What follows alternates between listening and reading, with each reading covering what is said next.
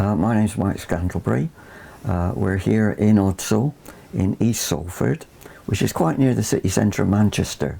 But if you cross the river, you're in Salford, and that's a completely different city from Manchester, I'm told. I'm not from round here, but I've lived in this area for about 20 years now. So I'm just about getting to be accepted as one of the crowd.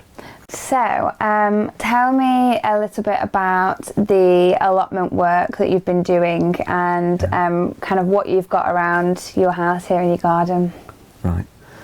Well, talking about this house where we are now, we've only lived here for about 4.5 years actually, and before that, from about 1999, we were living around the corner by Salford Lads Club.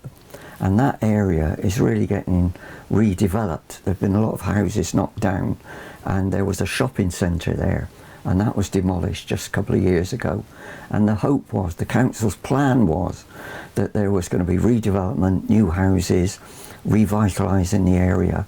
And local people from about 2007 started saying that actually what they wanted was allotments. Because a lot of the old houses, they've only got tiny little yards, they haven't got gardens. Like we have here, we're very lucky because this is quite a new house. And so there was a campaign from about 2007, and that went on for 5 or 6 years before anything happened. And then luckily we got some money from the Health Authority, and a space was allocated on Tatton Street round the corner. And those allotments that were created there were the first new allotments in Salford for 30 years. So it was quite an achievement. And when they were opened in 2014, the mayor came, the councillors came, you know, there were people from the newspapers, because it was quite a big thing. And we were living in an old house with a small yard, and we were very happy to have an allotment. But actually we thought it was a bit big for me and the missus. So we tried to share it with somebody, and that went very well until this chap decided he was going to get married and move away.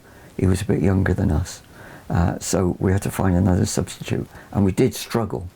And then we got offered this house 4.5 years ago, and it's got a nice garden front and back, and we found that having to do that and do something with it as well as the allotment was too much, so we gave up the allotment.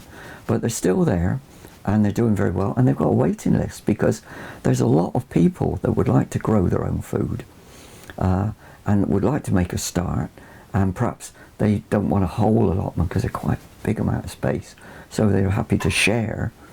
But that waiting list is people who are interested and would be only too keen to get in there.